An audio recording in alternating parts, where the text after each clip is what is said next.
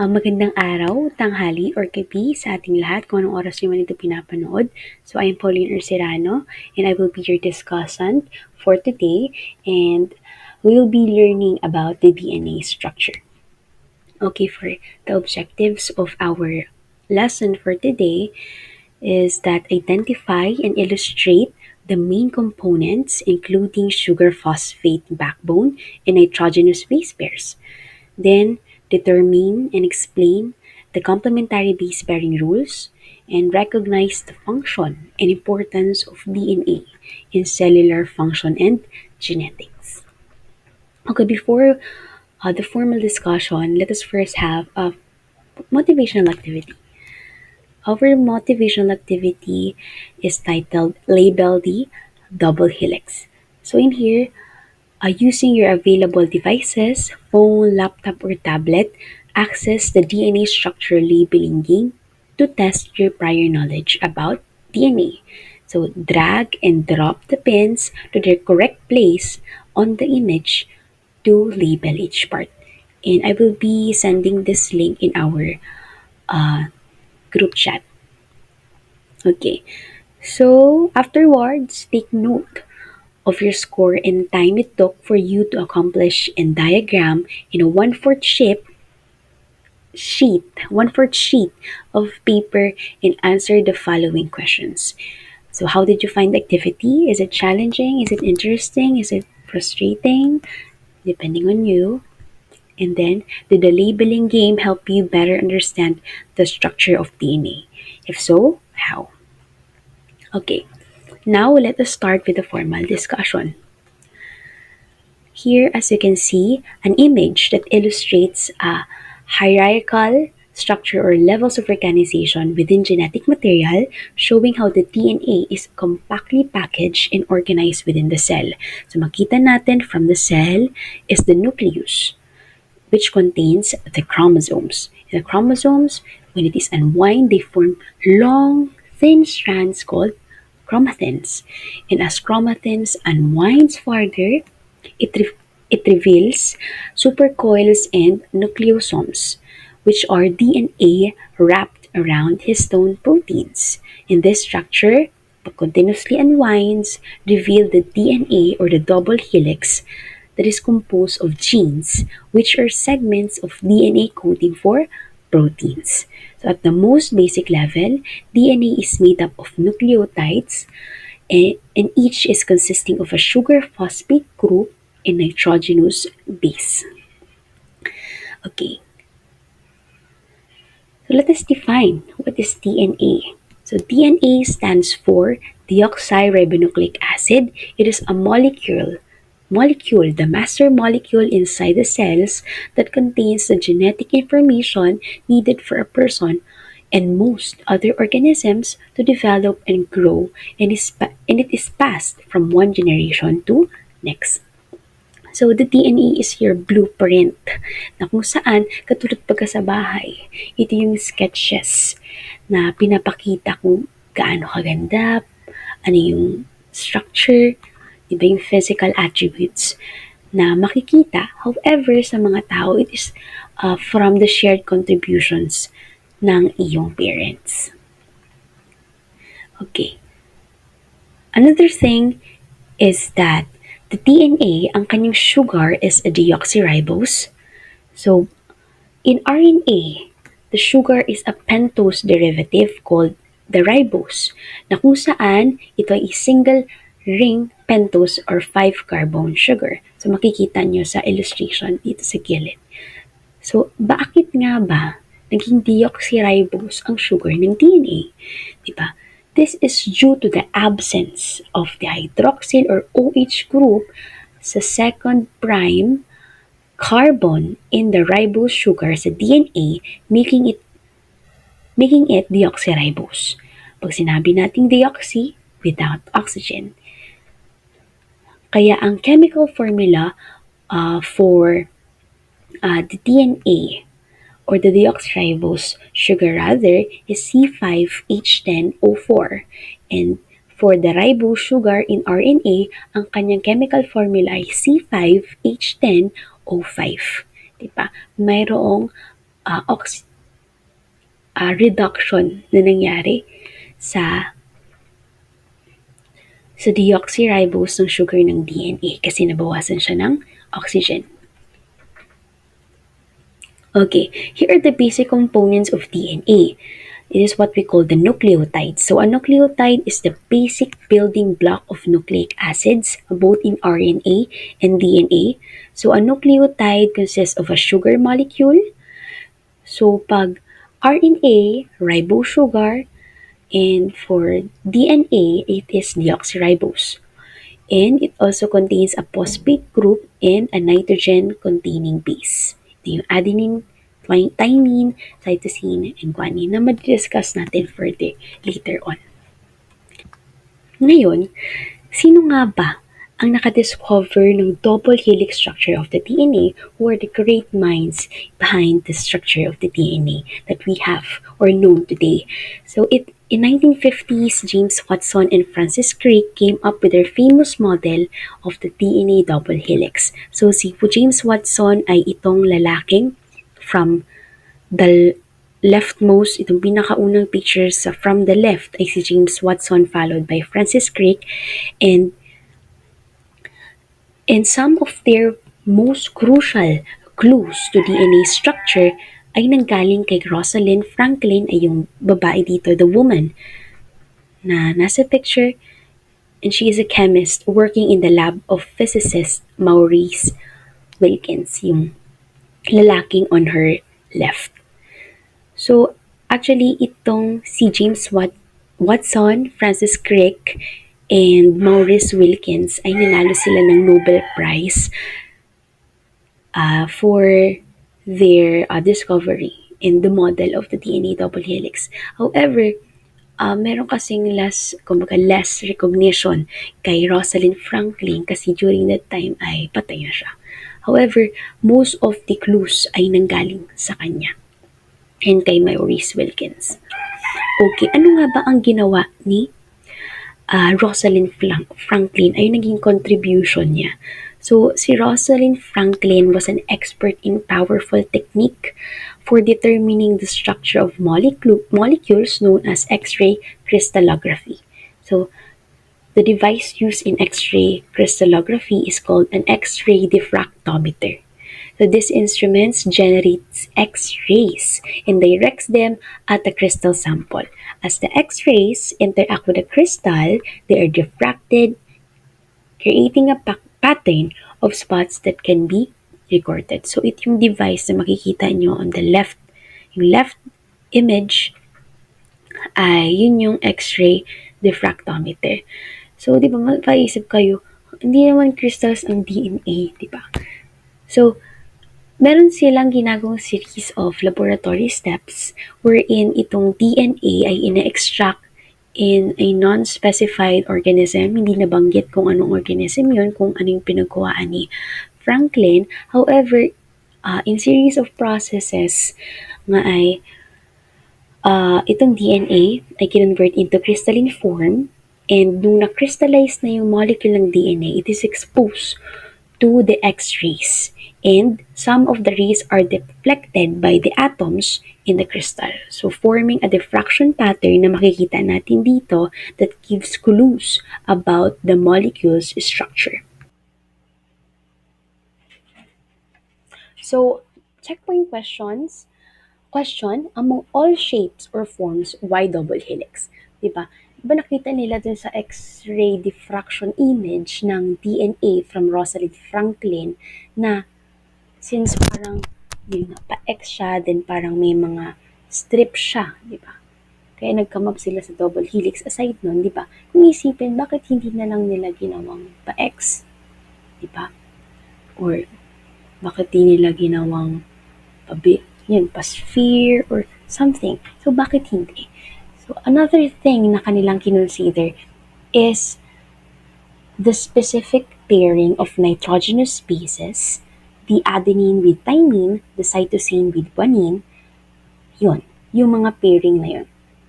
And also, meron kasing nangyayaring hydrophobic and hydrophilic interactions sa ating structure ng DNA. So, hydrophobic interaction, ay keeps the bases inside. Meaning, itong mga bases natin ay hydrophobic in nature. Kaya nasa loob sila, diba? Inside. Then, itong ating mga sugar phosphate or the sugar phosphate backbone na nasa labas ay sila ay mga hydrophilic or water-loving. And thus, dun nagkaroon ng, di ba, ladder form because of the hydrophobic na nitrogenous bases and hydrophilic phosphate backbone because of the presence of oxygen atoms in the phosphate groups. Di ba ba? Kaya siya naging hydrophilic yung ating mga phosphate groups because of the oxygen atoms, and oxygen are do love to bond with hydrogen and form hydrogen bonds and thus form water. Okay, so another thing is that, di ba napansin ninyo that the phosphate groups carries a negative charge, meaning mga anion sila. And these anions, di ba, negative, and di ba, same charges repel. So, itong repulsion na ito ay nag-cause ng twisting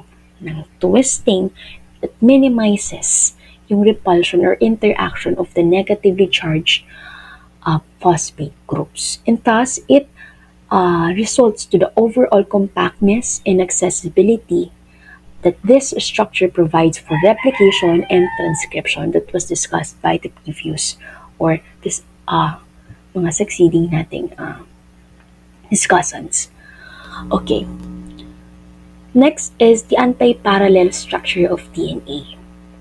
So, what does it mean when sinabi natin anti-parallel? So, the strands are anti-parallel, meaning they run in opposite direction, which is crucial for DNA replication. So, a single strand is different at its two ends. Di ba may two ends? For example, itong kamay ko, yan, itong tip ng aking kamay and may siko. Ito, yung dalawang strands. For example lang naman. So, one end is called the 5' and another end is called the 3'. Okay? So, paano siya naging anti-parallel? So, itong 5' end natin of a single strand in the 3' end dito and another strand, di ba makikita natin sa DNA na hindi 5' dito sa taas and 5' din dito sa taas. No. Diba? Kaya siya naging anti-parallel kasi 5 pa rin dito and parallel siya ganito sa ating 3' end. Diba? Meron siyang opposite directions. Ganyan. Yan. Diba? Meaning na opposite sila. Anti-parallel. So, yun, the 5' end of one DNA strand is parallel with the 3' end of the other DNA strand. Okay. So another checkpoint question, what does the DNA structure, why does the DNA structure have to be anti-parallel? Bakit pa kailangan niya maging anti-parallel? So the anti-parallel nature of DNA strands is needed to form the hydrogen bonds between the nitrogenous bases. So the anti-parallel nature makes the DNA stable by facilitating the formation of more hydrogen bonds in the nitrogenous bases. At the same time, it helps in increasing the rate of replication or DNA duplication by dividing the DNA into segments that replicate simultaneously. So, sinasabi lang dito na bakit kailangan niya maging anti-parallel? Kasi para makapag-form tayo ng hydrogen bonds. Diba, hydrogen bonds are strong bonds din. And it supports the structure ng ating DNA na kung saan ito yung nagbabond or nagli-link sa ating mga nitrogenous bases. So, makikita niyo dito sa image, for example, itong adenine and thymine, makikita natin na nag-form ito ng hydrogen bonds with the HO and the HN. Diba? So, itong adenine and thymine natin ay oriented. Diba? Oriented sila into a specific spatial placement na kung saan makakapag-form nga tayo ng hydrogen bonds. Kaya siya nagiging anti-parallel. And similar din sa ating guanine and cytosine. Okay. So here, we have the base pairing rules.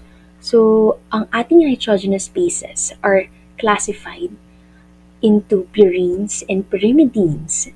That is based on their chemical structure. And pyrimidines include cytosine, thymine, and uracil. However, ang uracil ay sa RNA. Magpo-focus lang tayo sa DNA. So, cytosine and thymine.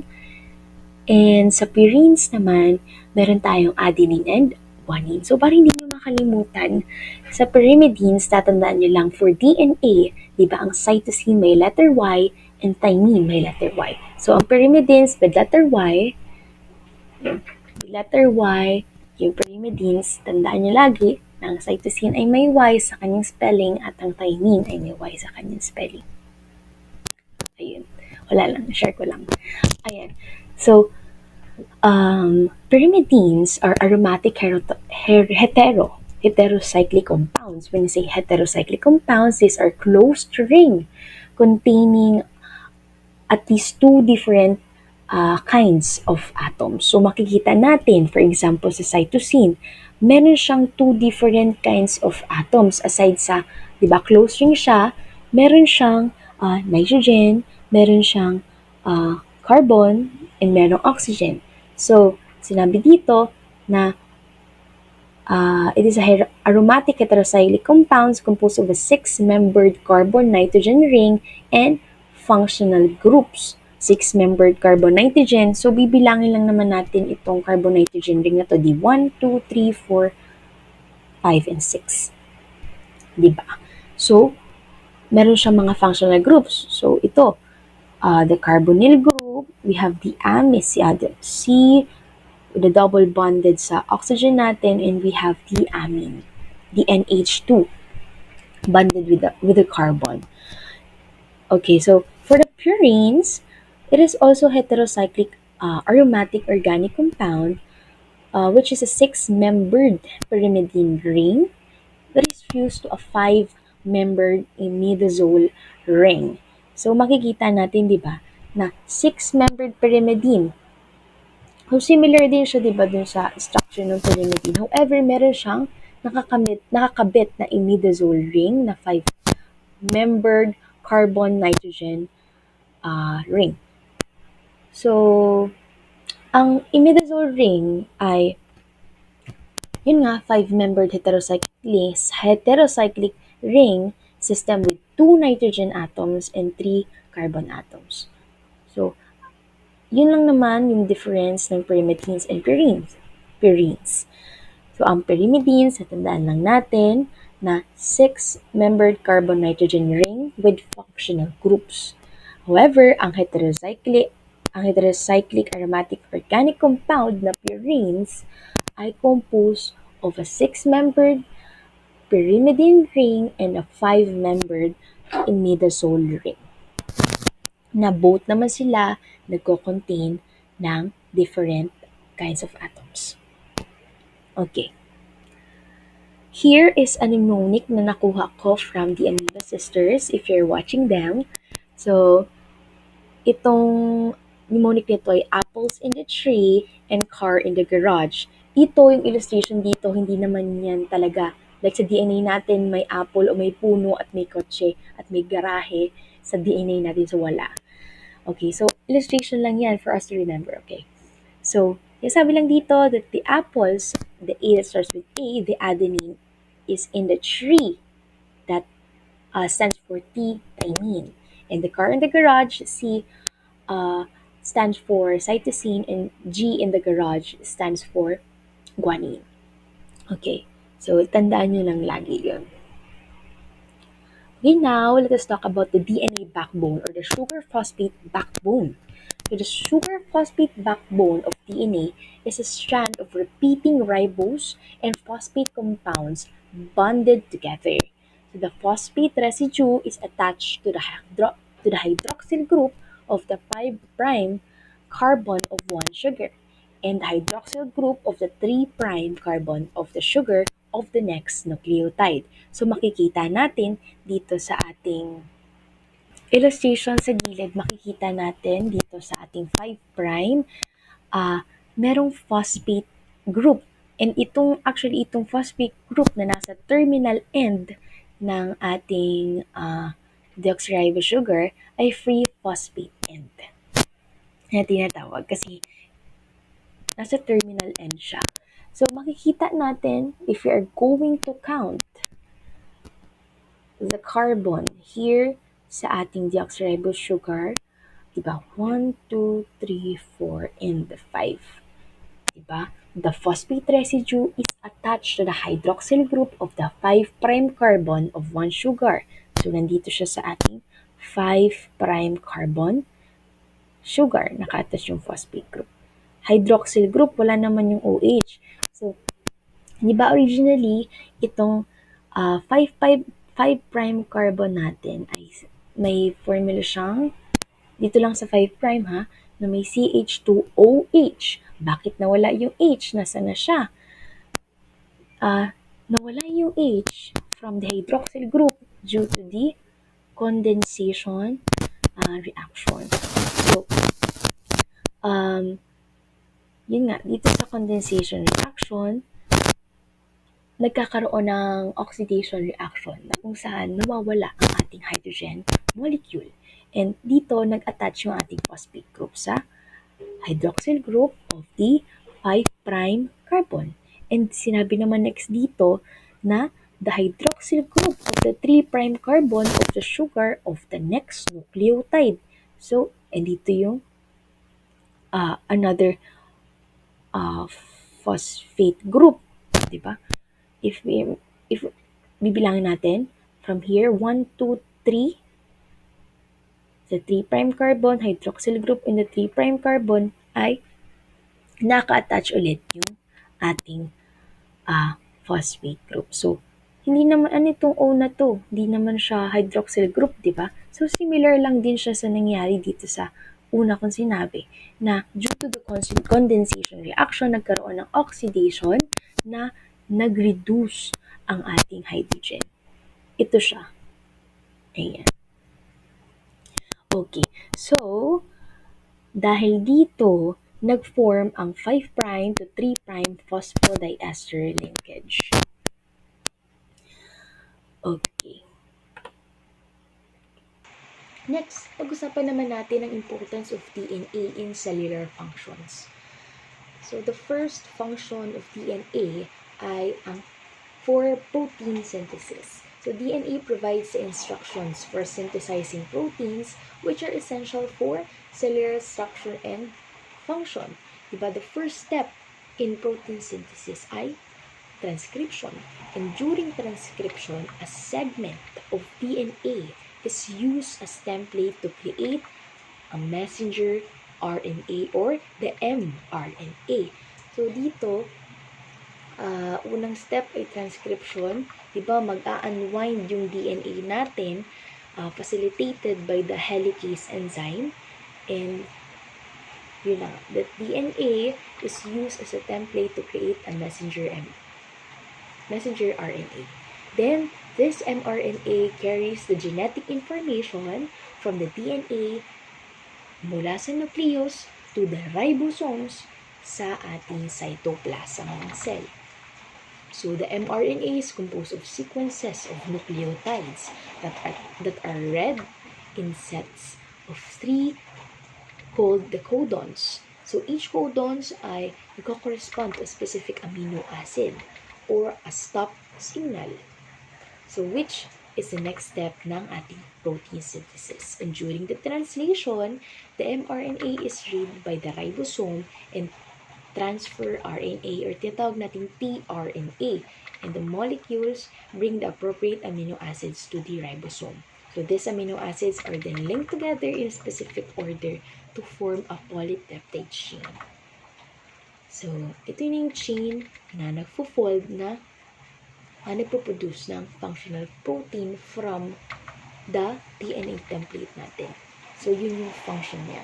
So, another is regulation of cellular activities. So, genes in DNA regulates cellular activities by controlling when and how proteins are produced. So, this regulation ensures that cells function correctly and respond appropriately to internal and external signals. So, an example nito ay yung pagiging lactose intolerant ng isang tao. So, in humans, yung the ability to digest lactose o yung sugar na from milk, di ba?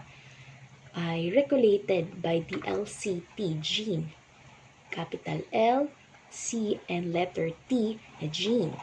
So, yun yung pangalan niya. So, which codes for enzyme na tinatawag na lactase. So, this enzyme breaks down the lactose into simple sugars that can be absorbed by the body. So, in most mammals, yung LCT gene, which codes for the enzyme lactase, becomes inactive after weaning. Pag sabi natin weaning, pag nag-i-introduce na tayo ng solid food sa bata.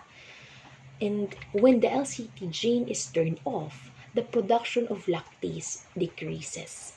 So, without the sufficient lactase, the body cannot effectively digest lactose, the sugar found in milk. So, this decreases in the lactase production, leading to lactose intolerance. Diba? Yun na yung condition na wherein consuming dairy products causes digestive discomfort. Diba? Na usually na-experience ng mga matatanda or young adults. Okay. So, another cellular function ng DNA ay sa cell division. Diba? During the cell division, DNA replicates, ensuring that each new cell receives an accurate copy of genetic information. This replication is crucial for growth, development, and tissue repair in multicellular organisms. Okay. Now let us head to the importance of DNA in genetics. The first is in the forensic science. So there is what we call the DNA profiling, also known as the genetic fingerprinting, and it is widely used in forensic science to solve crimes. So for instance, the DNA evidence collected from a crime scene can be compared to a suspect's DNA to confirm or refute their involvement.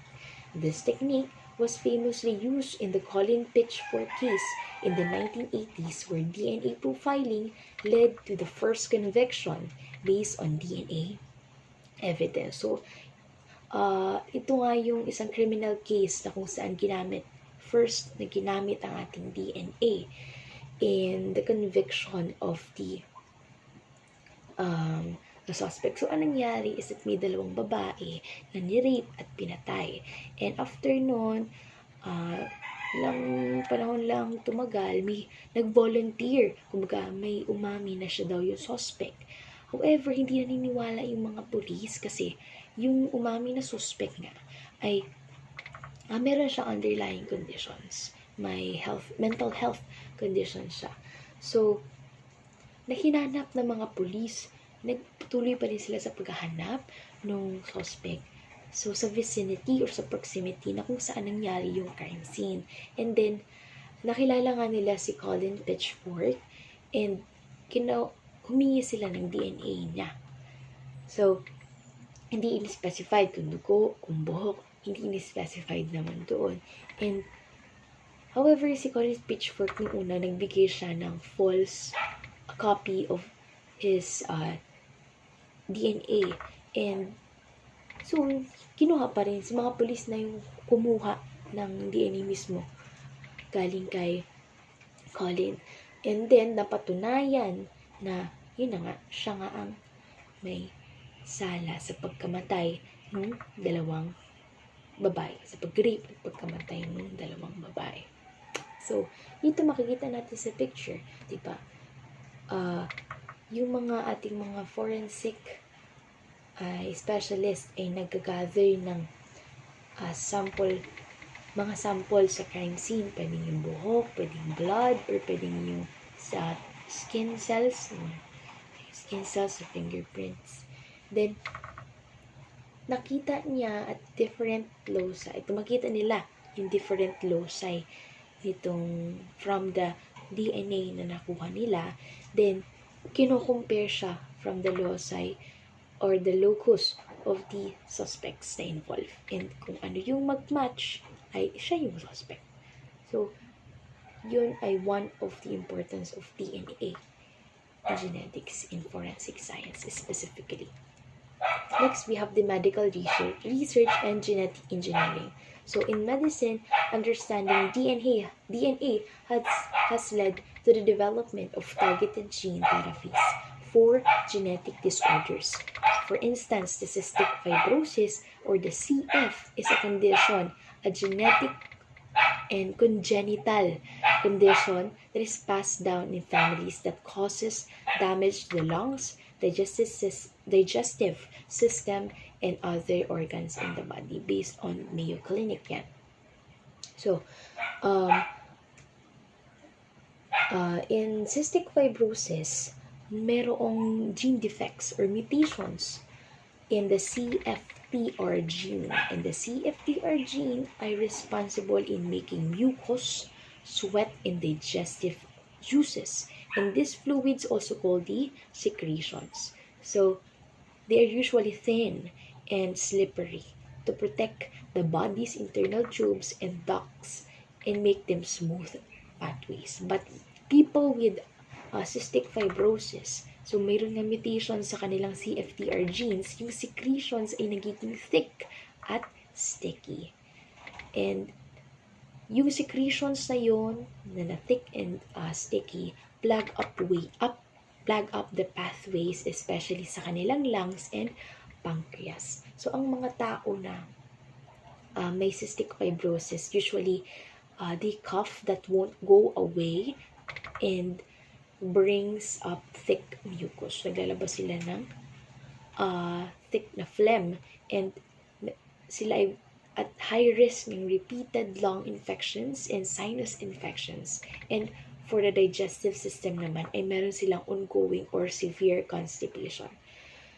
So, however, diba, with the advancement of technology, one of the gene therapies or gene editing tools ay yung CRISPR-Cas9 that can target a specific DNA sequence in the genome and make precise cuts for the addition, deletion, or modification of a genetic material. Kasi itong cystic fibrosis ay wala naman talaga siyang synthetic drugs na talaga makakapag-cure nung disorder na ito kasi nga genetic siya, a genetic disorder siya. So, it can, treat lang siya through genetic treatments, like yung gene therapy, such as the CRISPR-Cas9. Okay, next is for agriculture and biotechnology. So, ang ating mga genetically modified organisms are created by altering the DNA of plants and animals to enhance desirable traits. For instance nga, yung crops like BT corn are engineered to express a gene from the Bacillus thuringiensis bacterium, which makes them resistant to certain pests, reducing the need for chemical pesticides. So, napag-usapan natin last time sa STS, diba? So, a segment of DNA from the Bacillus thuringiensis ay kinakat and then it will be introduced sa plasmid ng bacteria and ikukulture siya, and after makulture, i-introduce na ito sa cells ng corn. And yung mga pests or the insects that yun, kinakain yung mga corn ay namamatay as they consume this BT corn. Okay, so that is all for the importance of the DNA in genetics. A brief recap is our DNA or the deoxyribonucleic acid can be found in eukaryotic cells, mga eukaryotic cells from plants, animals, and humans as well. So, Ang DNA natin ay may deoxyribose na sugar dahil sa absence of hydroxyl group in the second prime carbon of the ribose sugar in DNA, making it deoxyribose. So, DNA is made up of repeating nucleotides or polynucleotides, sugar, phosphate, and nitrogenous bases. And DNA, in terms of orientation, is anti-parallel, meaning the 5' end of another strand is parallel to the 3' end of another strand. So, nitrogenous bases are classified as purine and pyrimidines base sa kanilang chemical structure. So, purines include adenosine and guanine, while pyrimidines include cytosine and thymine. So, remember the mnemonic, the apples in the trees and car in the garage. So, for the complementary base pairing yun, di ba? Adenine to thymine and guanine to cytosine. So, the DNA backbone ay composed of the sugar phosphate group bonded with phosphodiester ester bond. So I hope that you have remembered and learned something new today. And if may confusions kayo, I hope that nabigyan linaw yon about sa DNA structure. And for your evaluation, ito ang gagawin natin. Draw your DNA. So, here's the instruction. In a one whole sheet yellow paper or A4 size bond paper, draw or illustrate the DNA structure using expanded structural formula, which is posted dito. May example tayo ng expanded structural formula, which include the sugar phosphate backbone and complementary bases, and be sure to put labels on each nitrogenous bases, okay? So, encircle the hydrogen bonds that were formed and draw boxes sa mga phosphodiester bond. Then, you may use colored pencils, markers, or kahit anong gusto nyo to differentiate the various components for clarity. Okay, here is the rubrics that will guide you in accomplishing the activity. So if you have further questions, meron kayong clarifications, confusions, you may message me on my Facebook account or Messenger account. Okay, thank you guys, and stay safe and stay curious.